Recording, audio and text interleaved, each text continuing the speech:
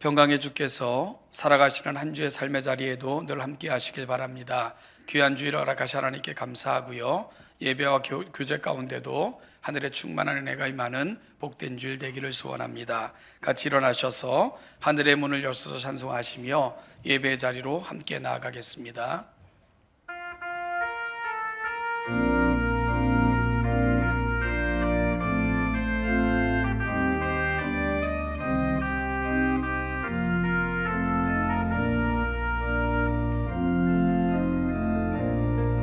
하늘의 문을 여소서, 이곳을 주목하소서. 주를 향한 노래가 꺼지지 않으니 하늘을 열고 보소서. 이곳에 임재하소서. 주님을 기다립니다. 기도의 향기가 하늘에 닿으니 주여 임재하여 주소서. 이곳에 오셔서 이곳에 앉으소서. 이곳에서 드리는 예배를 받으소서. 주님의 이름만이 오직 주의 이름만 이곳에 있습니다. 이곳에 오셔서 이곳에 앉으소서. 이곳에서 드리는 예배를 받으소서. 주님의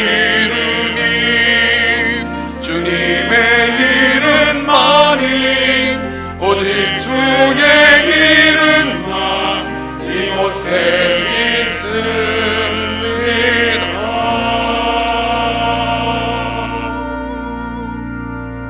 영화로우신 하나님 아버지, 속된 우리의 죄를 사하사 구속하사 자녀 삼아주시고 지난 한 주의 삶의 자리에서도 지키시고 인도하시고 보존하시었다가 새로운 한 주를 시작하는 첫 시간 예배의 자리에서 우리에게 허락받은 한 주를 시작하게 하시니 감사합니다.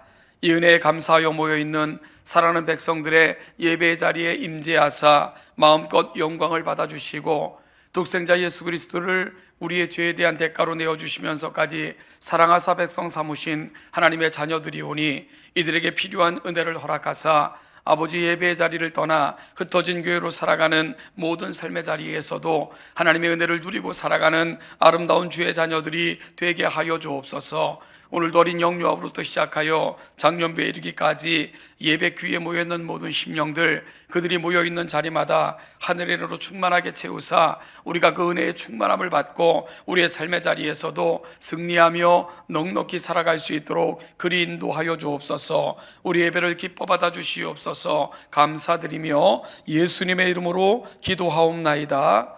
아멘.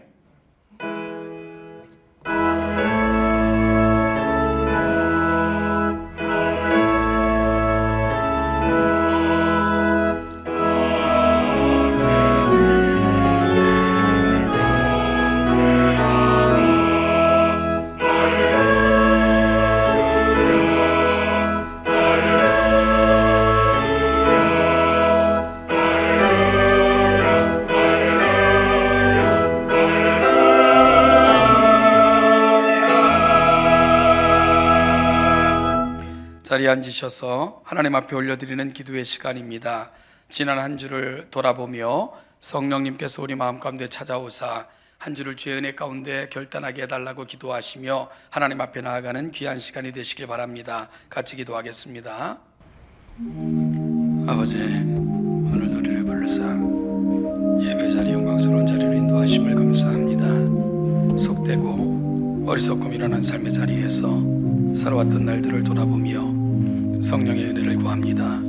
우리를 살펴 죄로부터 돌아서게 하시고 하나님의 거룩하심을 우리의 가슴에 담고 새겨 허락받은 한 주의 삶의 자리에서도 자녀답게 살아낼 수 있는 주의 거룩한 백성들이 되게 하여 주시옵소서.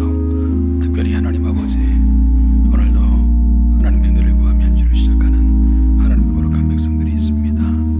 아버지, 오늘도 이곳에 찾아와 주옵소서. 우리의 심령을 살펴주옵소서. 하나님의 은혜로 채워주옵소서. 그 거룩한 은혜로 충만케 하사 세상을 살아갈 때에 넉넉히 승리하며 아버지 그 은혜를 붙들고 승리할 수 있게 인도하옵소서. 어디로 가지 않게 하시고 머물지 않게 하시고 독수리 날개치듯 살아있는 물고기가 물결을 거슬러 헤엄치듯 하나님의 은혜 안에서 머물러 그 영광을 보여주며 세상이 하나님을 알아가는 일에 부족하지만 우리가 사용되기를 소원하오니 허락하여 주옵소서. 아버지, 은혜 사오니 역사하여 주옵소서.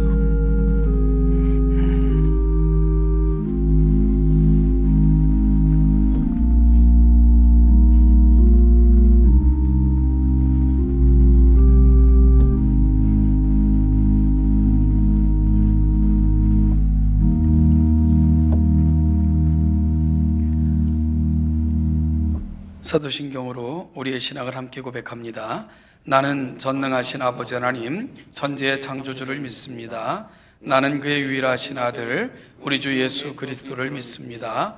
그는 성령으로 잉태되어 동정녀 마리아에게서 나시고 본디오 빌라도에게 고난을 받아 십자가에 못 박혀 죽으시고 장사된 지 사흘 만에 죽은 자 가운데서 다시 살아나셨으며 하늘에 오르시어 전능하신 아버지 하나님 우편에 앉아 계시다가 거기로부터 살아있는 자와 죽은 자를 심판하러 오십니다. 나는 성령을 믿으며 거룩한 공교회와 성도의 교제와 죄를 용서받는 것과 몸의 부활과 영생을 믿습니다. 아멘.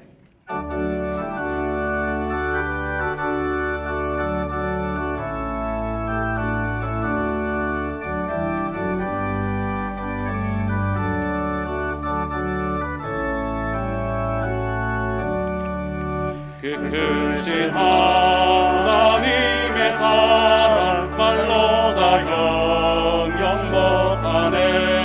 저 높고 높은 별을 넘어 이 낮고 낮은 땅 위에 죄머한 영혼 그하려 그 아들 보내서 화목제를 삼으시고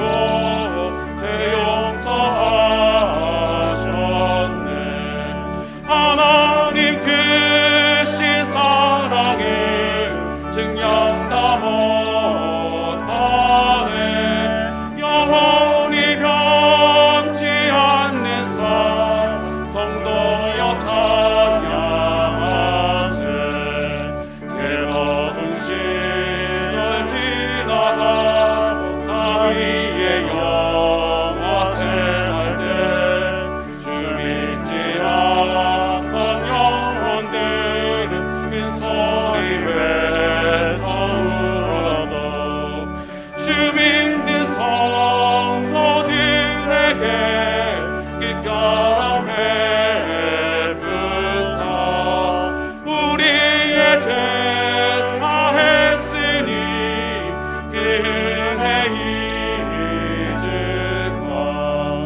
하나님 크신 사랑을 증량 다 못하네. 영원히 변치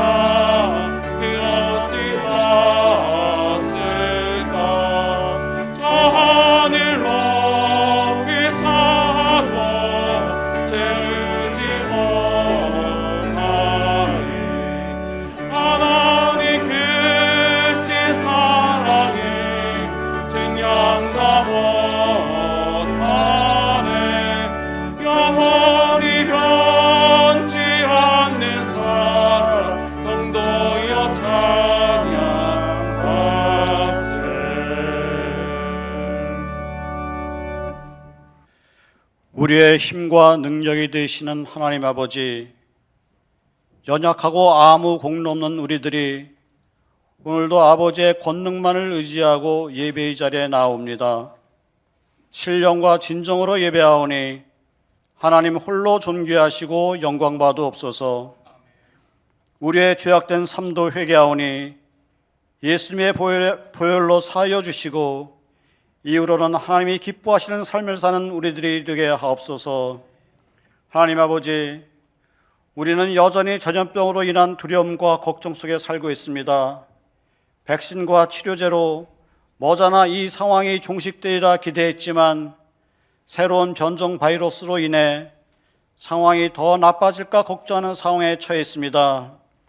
하나님 아버지, 하나님께서 허락하지 아니하시면 인간의 모든 수고가 헛됨을 나오니 우리에게 또다시 긍휼을 베푸셔서 하나님의 능력으로 이 전염병이 속히 소멸되게 하시고 이 전염병 사태를 계기로 모든 열방과 민족들이 하나님이 하나님이심을 깨닫고 회개하고 하나님께로 나오는 역사가 있게 하옵소서. 코로나 사태 장기화로 인해 어려운 처지에 있는 우리 권속들을 돌아보시고 경제적 어려움과 여러 갈등과 문제들이 해결되도록 은혜로 도와주옵소서. 그동안 방역 문제로 찬양을 할 수 없었던 찬양대가 오늘부터 다시 찬양을 부를 수 있게 하심을 감사드립니다. 하나님의 권능과 인자심이 찬양을 받으며 하나님의 영광이 온 세계에 높아지는 찬양이 되게 하옵소서. 다시는 찬양대의 찬양이 중단되는 일이 없도록 우리를 도우시고 함께하여 주옵소서. 교회가 내년도 사역을 준비하고 있습니다. 하나님이 기뻐하시는 일들이 기쁨과 감격 속에 행하여지게 하시고 순종과 겸손한 마음으로 이 모든 사역들을 잘 감당하는 우리들이 되게 하옵소서. 우리 권속들이 하나님께 드리는 많은 기도가 있습니다. 그 간절한 기도를 들어 응답하여 주시길 원합니다. 질병에서 치료되고 회복되게 하시고 세상의 염려 걱정에서 해방되게 하시고 경제적 어려움에서 자유케 되고 문제들이 해결되게 하옵소서. 이제 추운 겨울이 시작됩니다. 독감과 전염병과 여러 질병으로부터 우리들을 지켜주시고 각종 사고와 위험으로부터도 안전하게 보호하여 주옵소서. 이제 말씀을 듣습니다. 오늘 말씀에도 성령 하나님 함께 하셔서 말씀의 능력을 다하여 주시고 우리의 마음을 감화시켜서 말씀대로 행함으로 복을 받는 우리들이 되게 하옵소서. 예수님의 이름으로 기도하옵나이다. 아멘.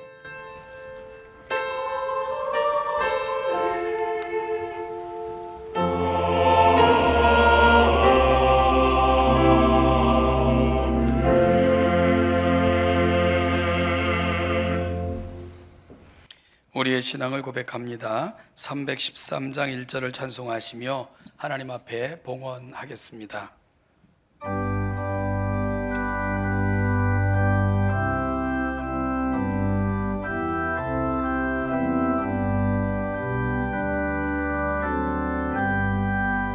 내 임금 예수 내 주여, 이 죄인이 주님 앞에 한없는 은혜 받고서 내 생명 모두 드리오니 그 풍성하신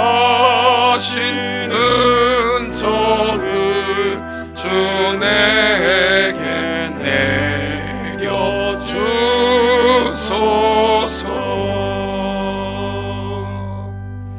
하나님 아버지, 하나님께서 우리에게 맡겨주신 것 중에 일부를 선한 청지기의 마음과 하나님께서 베풀어 주신 그 놀라운 은혜의 마음을 함께 담아 오늘도 하나님 앞에 올려드리오니 기쁘게 받아주시고 이 예물이 쓰이는 곳마다 하나님의 영광이 선포되어지고 우리 주 예수 그리스도께서 자신을 제물 삼아 하나님과 화목해 하시는 놀라운 은혜의 역사가 충만히 드러나게 하시고 성령께서 우리 가운데 역사하시는 거룩한 은혜의 역사들이 일어나는 데에 이 귀한 예물이 사용되기를 소원하오니 그리 허락하여 주옵소서. 특별히 사랑하는 동천교회가 이 시대에 하나님께서 사용하시는 거룩한 도구가 되고 하나님의 거룩한 손이 되어 때를 따라 돕는 은혜를 세상에 베풀며 더불어 살아가는 사람들을 유익하게 하는 일에 우리의 힘과 하나님 주신 은혜들이 사용될 수 있도록 그리 역사하여 주옵소서. 우리 사랑하는 성도들 중에는 육신의 질병, 또한 여러 가지 정신의 문제들과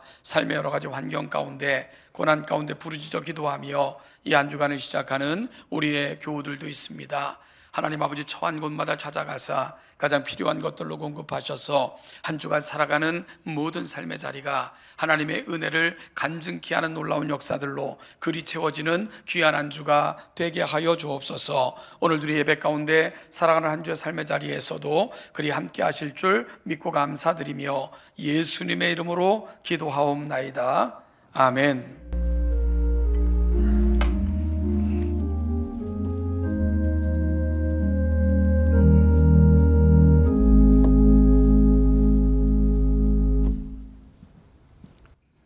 교회 앞에 권고의 말씀을 드립니다. 교회에 대한 방역 지침은 변동된 사항이 없습니다. 접종 완료자로 선교회 모임, 차양대 활동을 할 수가 있고 예배 좌석도 여유가 있습니다. 접종을 완료하신 성도님들께서는 가급적 교회에 나오셔서 예배 드리시기를 권면드립니다. 추수감사절 헌금은 5,100여만 원이 헌금되었습니다. 성도님들의 헌신에 감사를 드립니다. 청지기 지원서를 배부합니다. 작성하셔서 행정실로 제출해 주시기를 바랍니다. 다음 주일에 공동의회를 개최합니다. 안건은 이석재 장로님 원로 장로 추대건입니다. 사라 선교회와 윤희계 선교회 부임이 3부 예배 후에 있습니다. 그리고 에스더 선교회의 청운 보육원 후원을 위한 떡 판매 예약을 지금 받고 있습니다. 우리 교회 출신인 박강수 강도사의 목사 안수식이 이번 목요일 12월 9일 오후 7시 30분에 신원예담교회에서 있습니다. 이상입니다. 네, 주부 광고와 또 청지기 지원서가 이제 여러분들에게 배부가 됐는데요.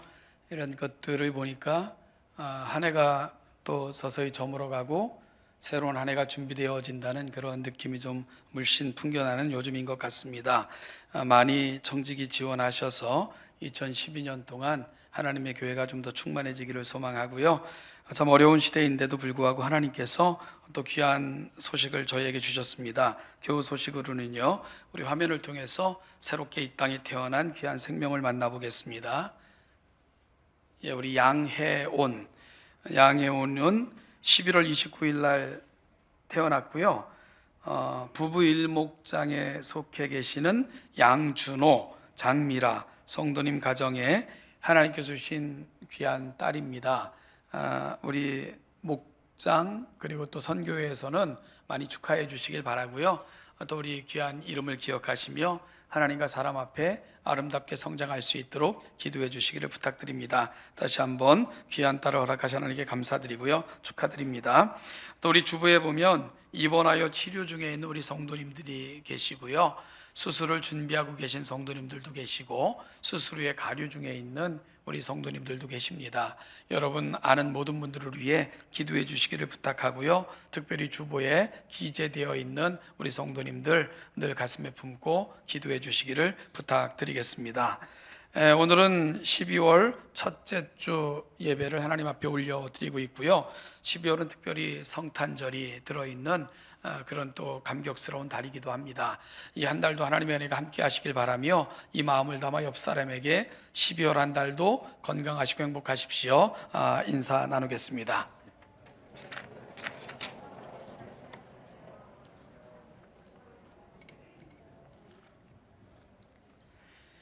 예, 여전히 코로나19가 또 확산 일로에 있지만 그럼에도 불구하고 12월 남은 날들이 하나님께서 주시는 아름다운 것들로 채워져 가슴 벅찬 날들로 기록되기를 다시 한번 소원합니다. 오늘 보실 하나님의 말씀은 창세기 18장 33절입니다. 창세기 18장 33절 23페이지에 있습니다. 한 절 같이 읽겠습니다. 같이 읽죠. 시작. 여호와께서 아브라함과 말씀을 마치시고 가시니 아브라함도 자기 곳으로 돌아갔더라. 아멘. 이 시간은 할렐루야 찬양대가 하나님 앞에 찬양 올려드리겠습니다.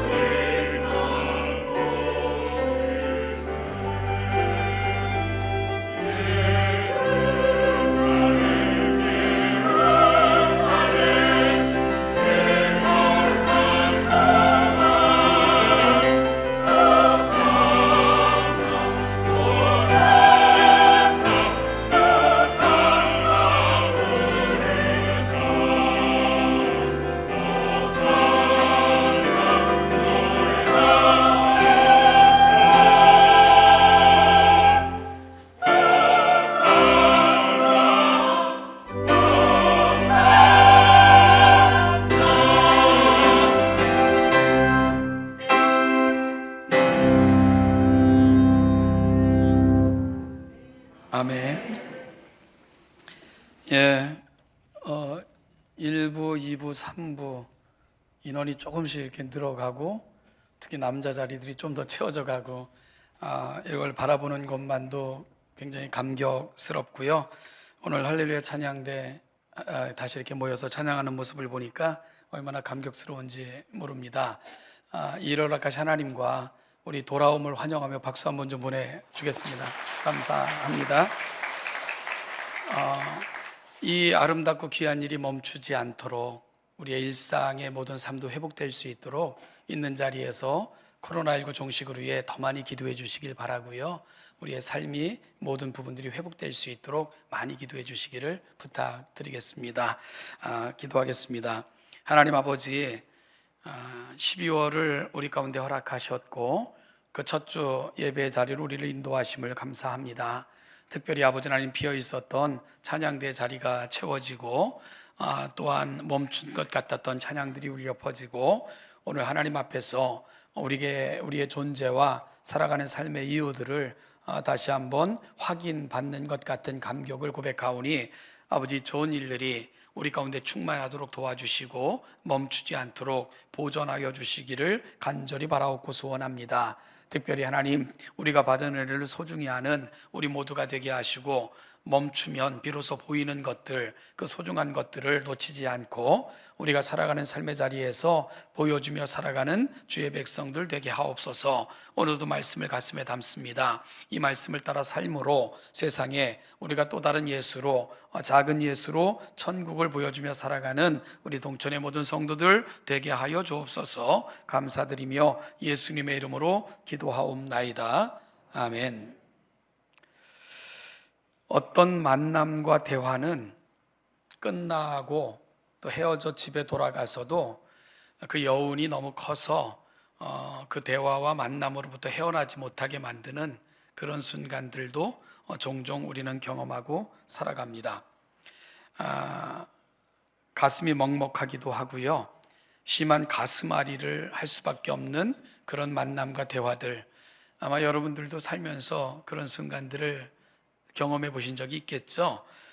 목회를 하다 보면 종종 그런 순간들을 경험하곤 합니다.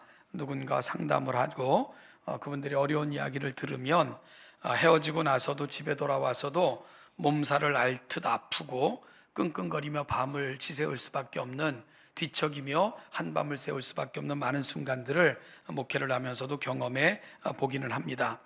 그러면 몸과 마음이 오그라드는 것 같이 아프고 심각한 내상을 경험하는 그런 경우들이 종종 생기기도 하죠. 아마 오늘 본문에서 만나는 아브라함도 그렇지 않았었을까 싶은 생각을 해보게 됩니다. 어느 날 아브라함은 한낮에 뜨거움을 피하며 장막 문 곁 상수리 나무 그늘에 앉아 있었습니다. 그러다가 눈을 들어 보니까요, 낯선 사람 셋이 맞은편에 서 있는 것을 보게 됩니다. 그러자 아브라함은 지체 없이 자리를 박차고 일어나 그들에게 달려가 영접하며 몸을 굽혀 이렇게 말했습니다. 손님들께서 저를 좋게 보시면 이 종의 곁을 그냥 지나가지 마시기 바랍니다. 물을 좀 가져오겠으니 발을 씻으시고 이 나무 아래에서 쉬시기 바랍니다. 손님들께서 잡수실 것을 제가 조금 가져오겠습니다. 이렇게 이 종에게로 오셨으니 좀 잡수시고 기분을 상쾌하게 하신 다음에 길을 떠나시기 바랍니다. 히브리서 13장 2절에 보면 손님 대접하기를 잊지 말라. 이로써 부지 중에 천사들을 대접한 이가 있었느니라 라고 기록하는 것은 아마 아브라함의 사건을 기록한 것 같은데요, 이 기록을 통해 보면 아브라함이 이들을 보았을 때 그들이 누구인지 정확하게 인지하지 못했다는 것을 짐작하게 됩니다. 그럼에도 불구하고 중동 지역의 전통에서 나그네를 정성껏 대접하는 것은 그들에게 큰 미덕으로 여겨졌습니다. 중동 지역에서 한낮에 통행을 한다는 것은 여간 힘든 일이 아니기에 누군가의 호의는 참으로 중요했기 때문입니다. 아브라함은 이 관습을 조차 정성껏 지나가는 나그네를 영접하여 대접한 것입니다. 그런데 시간이 지나고 대화가 진행될수록 아브라함은 그가 영접한 그들이 누군가를 분명하게 인식하게 됩니다. 그래서 후에 그들이 자신의 거처를 떠나고자 할 때는 먼 곳까지 함께 동행하며 배웅하고 있는 아브라함을 만나게 되는 거죠. 그러면 아브라함이 영접했던 사람 셋, 사람 셋이라고 묘사되어 있는 그들은 누구일까요? 특이한 것은 창세기 19장 1절로 가보면요, 저녁 때에 그 두 천사가 소돔에 이르니, 그러니까 아브라함과 헤어졌던 사람들이 소돔에 이른 장면을 기록한 건데요, 거기에는 천사 둘이 소돔에 이르렀다라고 되어 있습니다. 그러니까 한 명이 빠진 거죠. 여러분, 따라서 아브라함이 영접했던 사람 셋은 하나님과 두 천사인 것을 알게 됩니다. 하나님께서 사람의 모습으로 두 천사와 함께 아브라함을 찾아오신 것입니다. 아브라함으로부터 극진한 대접을 받은 일행은 이제 소돔을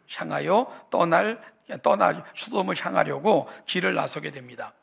그런데 여호와께서는 그 일행과 함께 가시지 않고요, 두 사람을 보낸 후에 홀로 남아 아브라함과 대화를 시작하십니다. 여호와께서 아브라함에게 내가 하려는 것을 아브라함에게 숨기겠느냐 하시면서 지금 소돔으로 향하여 가고 있는 이유를 아브라함에게 다음과 같이 설명하셨습니다. 소돔과 고모라에서 들려오는 저 울부짖는 소리가 너무나도 크고 그 안에서 사람들이 엄청나게 죄를 저지르고 있다. 이제 내가 내려가서 거기에서 벌어지는 모든 악한 일이 정말 나에게까지 들려온 부르짖음과 같은지를 확인하려 하노라. 이것이 바로 소돔을 향해 가는 이유라고 아브라함에게 말씀하셨습니다. 여러분, 그 이야기를 들은 아브라함 마음이 어땠을까요? 왜냐하면 그곳에는 누가 살고 있습니까? 바로 롯과 그의 가족들, 식솔들이 자리를 정하여 떠난 곳이 바로 소돔 지역이었기에 이 소식을 듣는 아브라함은 깜짝 놀랐을 것입니다.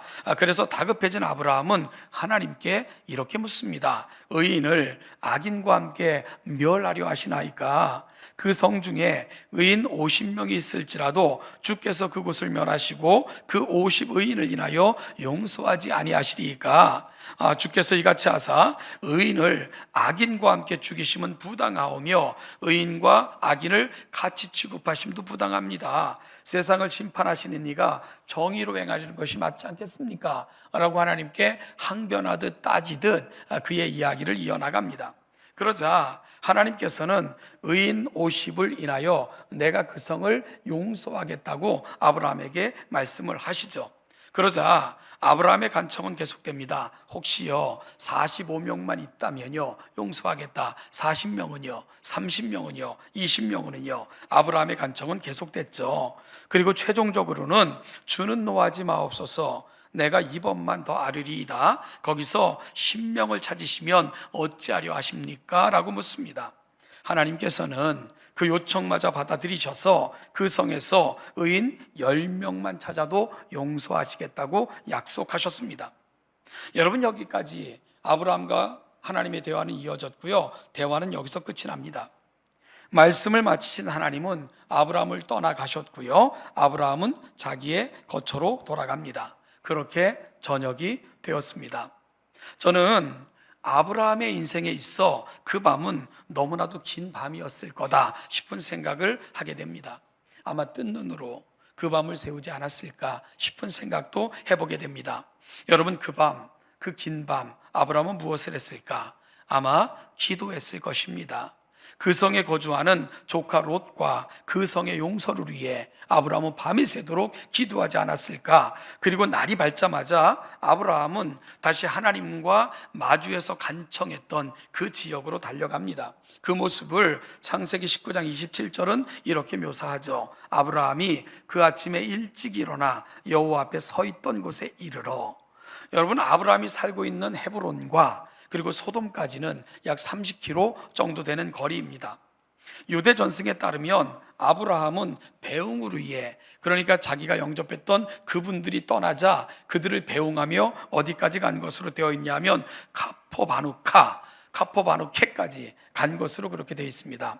카포바누케는 높은 언덕인데요, 그곳에 서면 소돔을 위시하여 사해 주변의 여러 성읍을 한꺼번에 관찰할 수 있는 그런 곳이 카포바누케이고, 바로 모든 성이 보이는 그 언덕 위에서 하나님과 아브라함은 대화한 것으로 그렇게 전해지고 있습니다.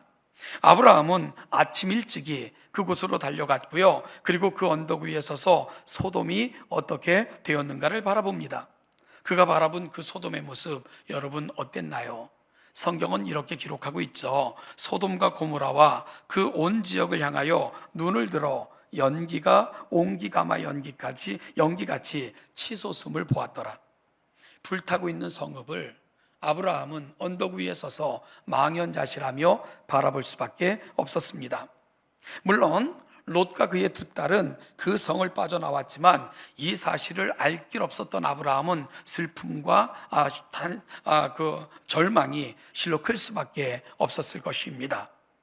여러분, 우리가 아는 것처럼 롯은 소돔과 고모라 성이 불타 없어질 때에 불 가운데서 구원을 받았습니다.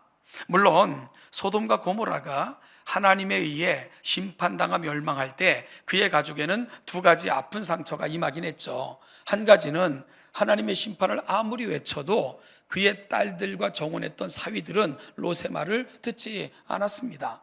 그래서 결국은 롯의 사위들은 롯과 동행하기를 거절했고요. 그래서 그 성이 불타 없어질 때 아마 함께 멸망했을 것입니다. 그리고 또 한 가지 아픔은 그의 가족이 하나님께서 재촉하여 떠날 때에 롯의 아내가 뒤를 돌아보는 사건이 벌어지고 맙니다.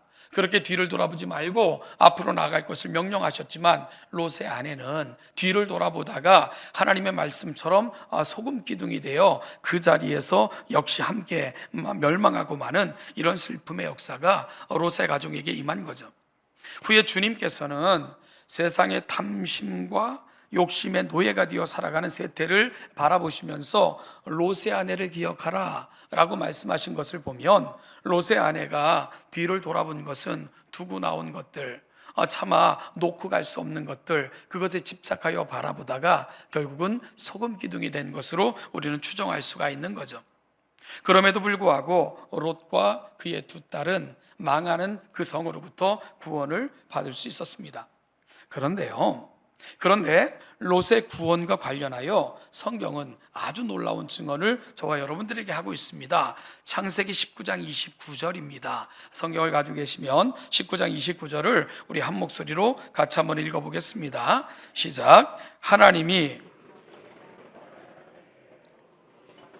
성을 엎으실 때에 하나님이 아브라함을 생각하사 롯을 그 엎으시는 중에서 내보내셨더라. 롯이 받은 구원과 관련하여 성경이 내리고 있는 결론입니다. 여러분, 롯이 거하는 성읍과 관련하여 하나님께서는 그 성 중에 풀 한 뿌리도 남김없이 불로 심판하셨습니다. 그런데요, 하나님께서는 기다리시면서 심판을 지연하고 계신 것 같은 그런 증거들을 우리는 찾아볼 수 있습니다. 창세기 19장 15절 16절을 보면 동틀 때에 천사가 롯을 재촉하여 이르되 일어나 여기 있는 내 아내와 두 딸을 이끌어내라.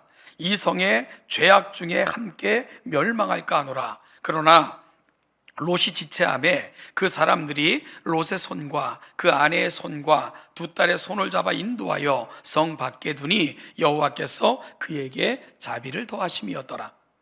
임박한 심판. 여러분, 그럼에도 불구하고 마지막까지 롯이 보여준 모습이 뭡니까? 지체하는 거예요. 미련을 버리지 못하고요, 그 성을 떠나기를 주저합니다. 하나님께서는 또한 심판 중에 그 성이 멸망할 때는 뒤를 돌아보지 말고 산으로 도망하라고 말씀하셨음에도 불구하고 롯은 하나님께 간청하기를 산까지 가면 너무 위험합니다. 그러니까 소알까지만 가게 하시고 소알이라는 성에 거주하게 해 주십시오 라고 간청을 하게 되죠. 참 철없는 롯과 그의 가족들입니다. 그러자 하나님께서는 할 수 없이 롯과 그의 가족들에게 소알성에 거하게 허락하시고 그 대신 소알성을 멸하지 않겠다, 그렇게 약속을 하셨습니다.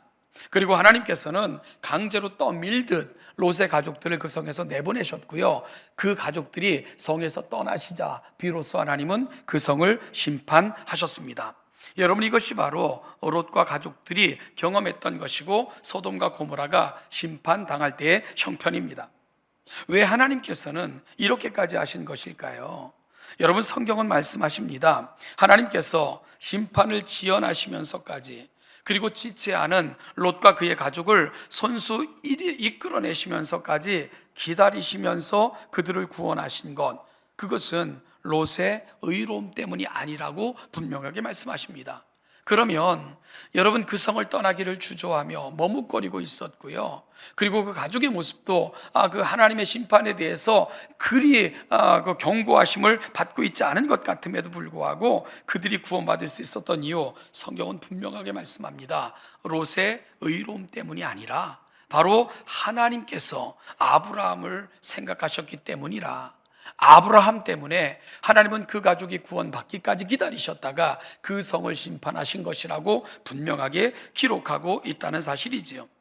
하나님께서는 소돔의 형편을 살피러 가실 때에도 아브라함에게 이 사실을 숨기실 수 없었고요. 의인 10명만 있어도 용서해달라는 그 간청까지도 들어주셨고요. 심지어 그 10명이 없어 그 성을 멸망하실 때도 하나님은 그 아브라함을 생각하사 롯과 그의 가족을 구원하신 것입니다. 그러니까 요즘 우리가 많이 쓰는 표현을 빌린다면 롯은 참 친척 잘 만난 그런 인생인 셈입니다. 우리는 이 장면을 생각해 보면 참 많은 생각거리를 제공받는다는 생각을 합니다.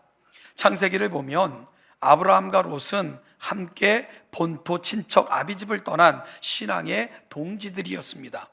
그들의 신앙의 출발점이 같았다는 의미입니다. 물론 나이가 차이가 났고요. 그리고 부르심의 형편, 배경은 달랐지만 부름받은 초창기부터 두 사람은 늘 함께 했습니다. 그러나 한 사람은 불 가운데서 간신히 구원을 받았고요. 다른 한 사람은 멸망의 위기에 있는 형제를 구해내며 하나님의 벗이라 불려지게 됩니다. 심지어 한 사람의 구원조차도 또 다른 사람을 생각하신 하나님의 특별한 은혜 때문이라고 성경은 설명하고 있습니다. 무엇이 이 큰 차이, 이 두 사람, 두 인생의 차이를 만들어내고 있는 것일까요? 잠시 두 사람이 헤어지던 장면으로 돌아가서 이 차이를 설명해 보는 것도 좋을 듯합니다. 두 사람은 아브라함이 하나님의 부르심을 받을 때에 롯을 데리고 하란을 떠나 가나안 땅에 정착하게 됩니다. 두 사람 모두 복을 받아 소유가 많아지게 되었고요. 결과적으로는 두 가족이 한 곳에서 생활할 수 없게 됩니다. 왜냐하면 롯의 목자들과 아브라함의 목자들 사이에 분쟁이 잦아졌기 때문입니다.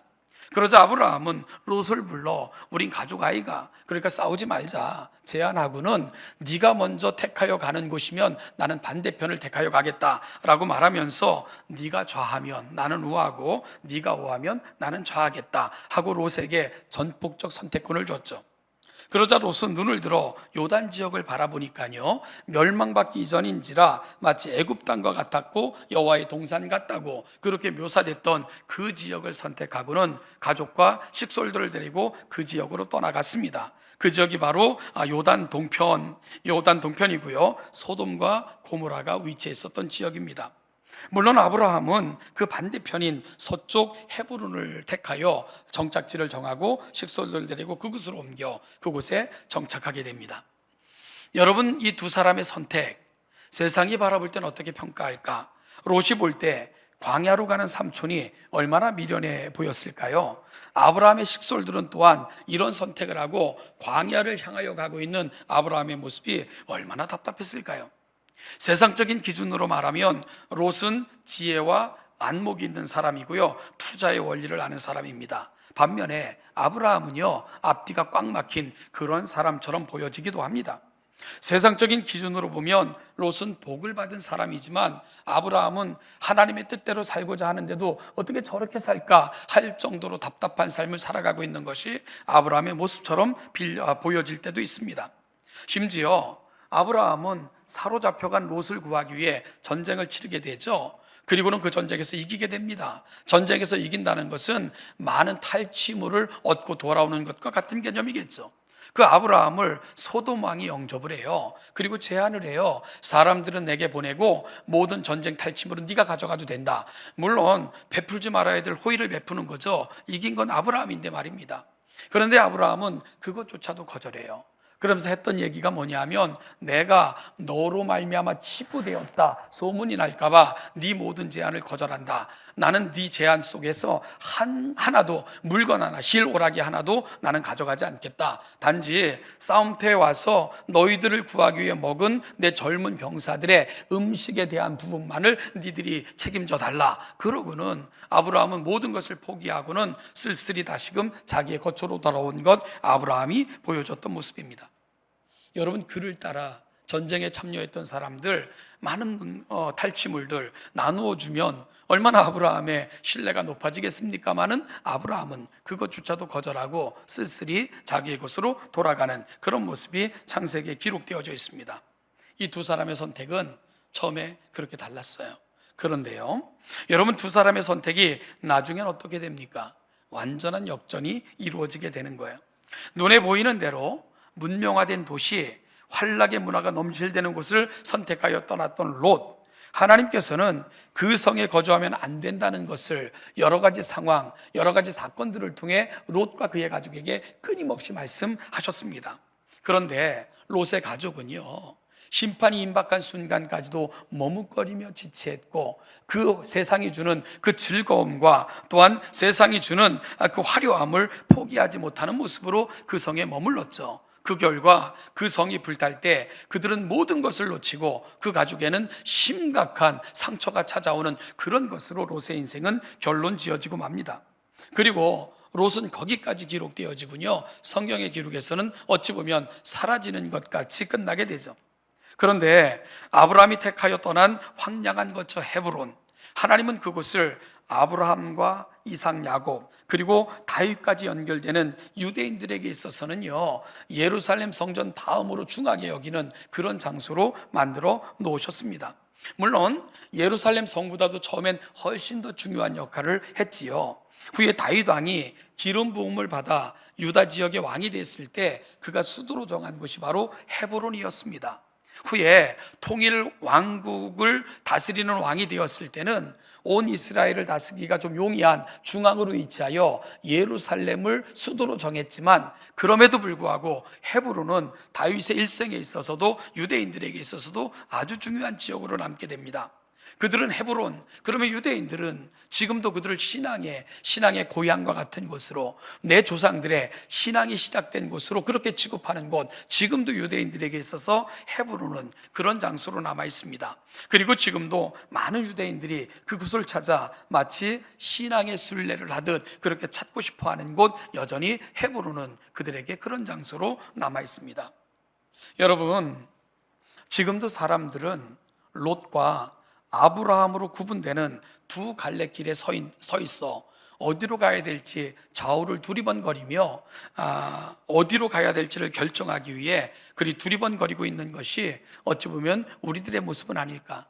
그래서 롯과 아브라함 사이에서 그 선택지를 결정하는 그 결정은 지금도 계속되고 있다는 그런 생각을 해보게 됩니다.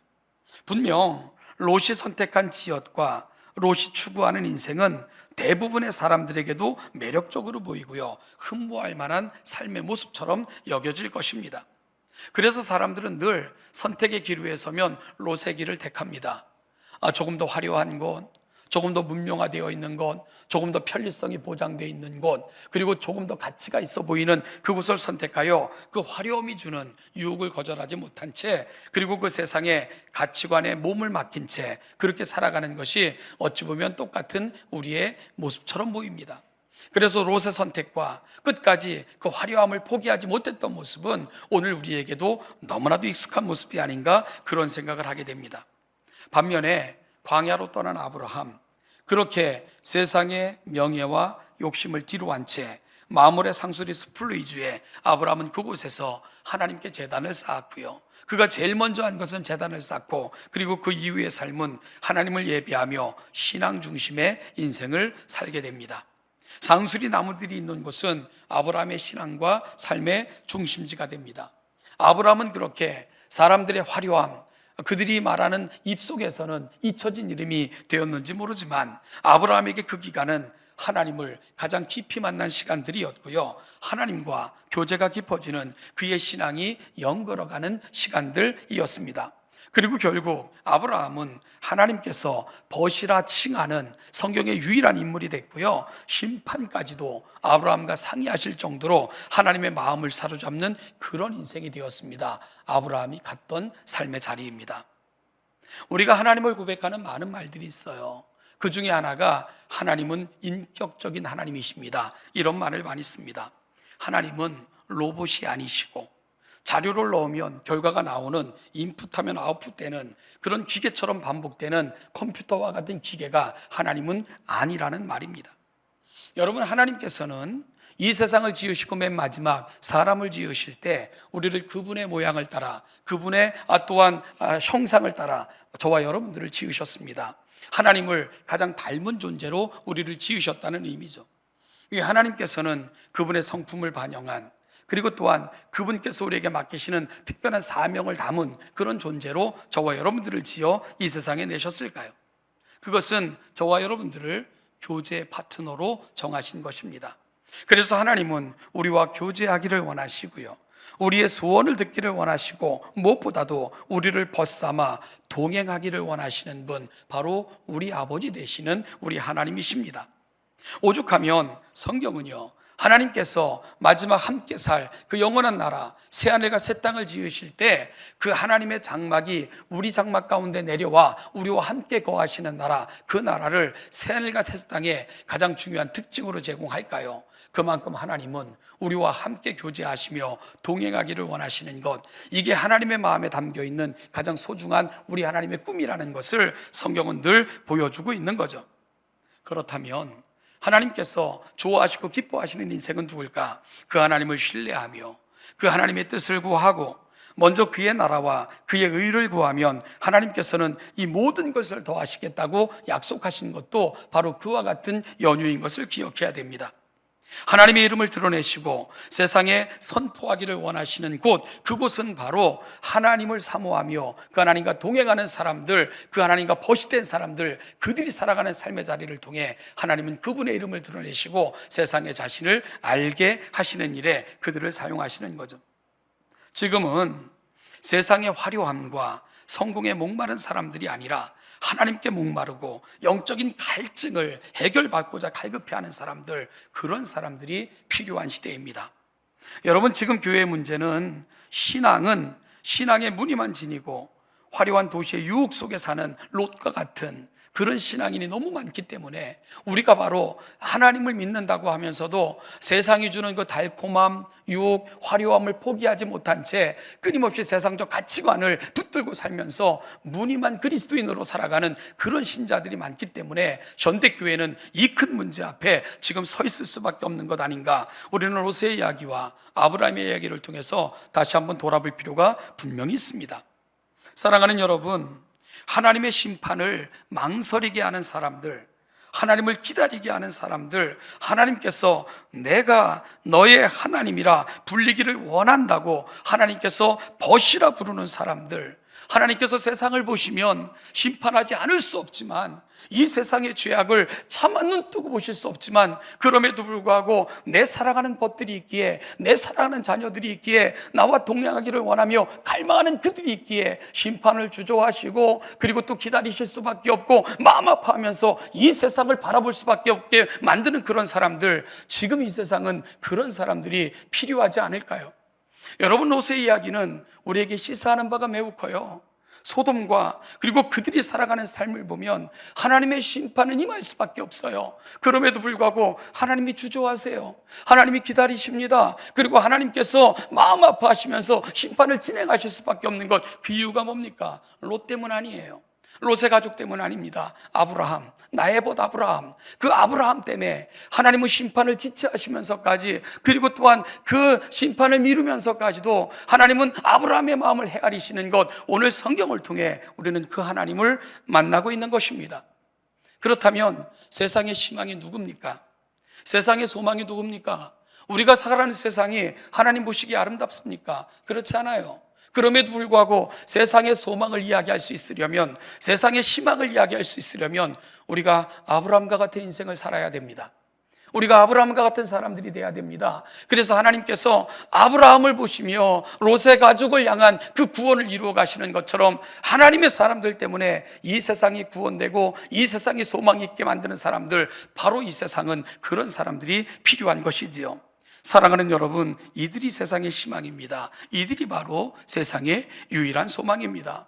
저는 바로 우리 동천교회가 오늘 이 시대 속에 이 역사를 감당하는 귀한 교회가 되기를 주님의 이름으로 축복합니다.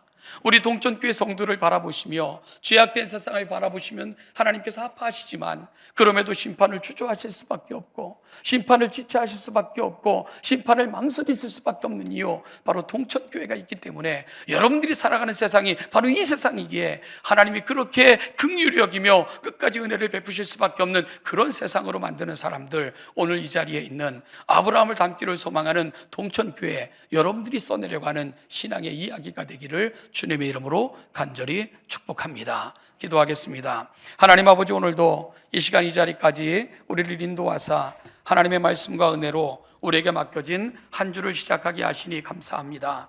하나님 아버지, 죄악이 관영한 세상, 정말로 어디로 흘러갈지 알지 못하는 넘실거리는 죄악이 가득한 세상을 우리가 살아가고 있지만 그럼에도 불구하고 소돔과 고모라를 바라보시면서도 끝까지 고민하시고 끝까지 심판을 지체하시면서까지 구원받을 사람들을 기다리셨던 하나님의 마음, 아버지 하나님, 오늘 교회가 그 소망이고 교회가 세상의 유일한 희망인 것을 고백하는 오늘 복된 이 아침이 되게 하여 주옵소서. 그리고 우리 사랑하는 동천교회가 하나님의 심판을 머뭇거리게 하며 지체하게 하며 정말 하나님께서 마음 아프게 세상을 바라볼 수밖에 없게 만드는 그 유일한 이유가 되어주는 교회, 바로 하나님이 버시라 칭하시며 우리를 통해 하나님의 역사를 드러내는 그런 교회, 바로 동천교회가 그런 교회로 세워질 수 있도록 은혜 위에 은혜를 더하여 주옵소서. 하나님 아버지, 우리가 또다시 맡겨진 세상의 삶을 시작하고자 합니다. 하나님, 모여 예배하는 순간뿐만이 아니라 이제 흩어진 교회로 우리가 파송받게 될 텐데, 아버지 하나님, 우리가 세상을 살아갈 때에 머뭇거리며 롯의 길, 롯이 마음을 빼앗겼던 세상의 가치관에 함몰되지 않게 도와주시고, 아버지 하나님, 살아있는 물고기는 물결을 거슬러 좀 더 깨끗한 생명 있는 곳을 향하여 가듯이, 독수리 날개치며 공중을 향해 올라가듯이 하나님을 향하여 올라가며 하나님의 거룩한 소망을 붙들고 하나님과 함께 동행함으로 이 땅에 하나님의 나라, 그 영광을 선포하며 살아가는 우리 동천의 모든 성도들, 허락받은 한 주의 삶의 자들이 되게 하여 주시옵소서. 감사드리며 예수님의 이름으로 기도하옵나이다. 아멘. 같이 찬송하겠습니다. 일어나셔서 363장을 합송하시겠습니다.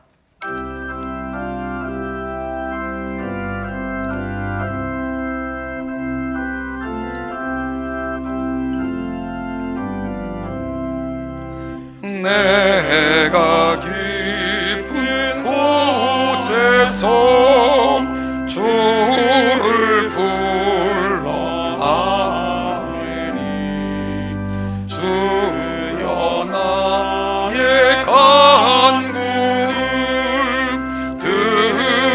들어주심 바라고, 보좌 앞에 나가니 은혜 내려 주소서.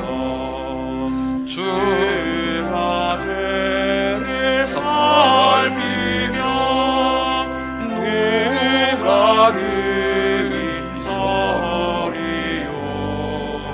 오직 주만 모든 죄 용서하여 주시니, 주님 앞에 떨면서 용서하십니다. 하수꾼이 새벽을 기다리고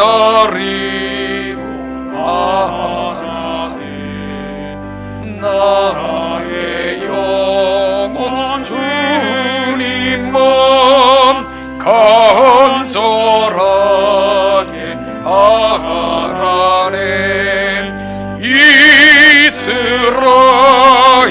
백성아, 주를 바라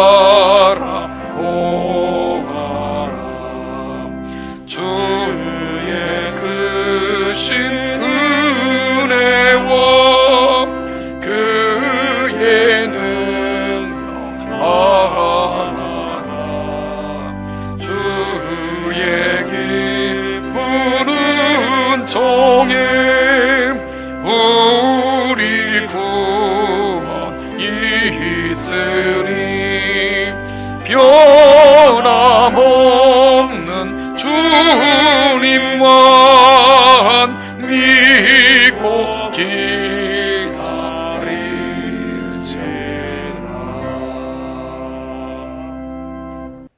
우리를 죄 가운데서 구원하시기 위해 친히 속죄의 제물이 되시고 화목 제물이 되사 우리를 하나님의 그 영원한 품으로 인도하신 우리 주 예수 그리스도의 은혜와 아들을 십자가에 내어주심으로 우리를 향한 구속을 완성하신 아버지 하나님의 은총과 오늘 그 은혜를 우리의 은혜 되게 하사 이 자리까지 인도하시고 우리와 교통동행하시는 성령 하나님의 은혜가 우리가 이 은혜를 받았으니 우리가 살아가는 삶의 자리를 아름다운 은혜의 자리로 만들며 이 영광스러운 하나님을 선포하고 우리를 통해 세상이 하나님을 볼 수 있도록 아름다운 아브라함과 같은 삶을 살기로 결정하고 다짐하며 이 자리에 있는 우리 동천의 모든 사랑하는 성도들과 이들이 걸어가는 모든 삶의 자리와 이들이 행하는 모든 일 위에 이 은총과 이 은혜가 이제부터 영원까지 그 영원까지 함께 하시기를 축원하옵나이다.